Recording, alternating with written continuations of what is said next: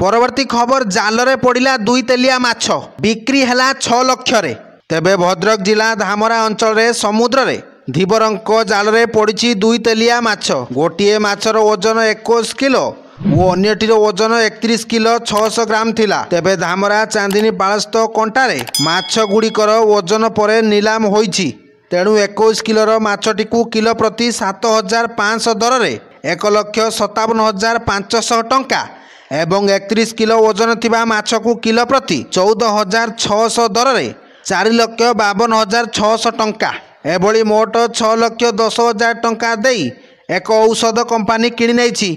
आसंता 31 तारीख जाए राज्य में प्रबल वर्षा अलर्ट रे रहिबो एही जिला। तेबे राज्य में पुणी वर्षा जारी रहिबो। तेणु आसंता 31 तारीख जाए प्रबल वर्षा हेबा नहीं आशंका करा जाइछि।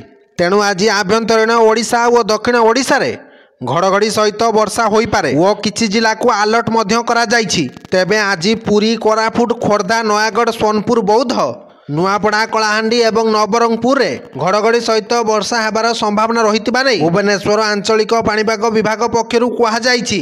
Bureau report, Odisha news.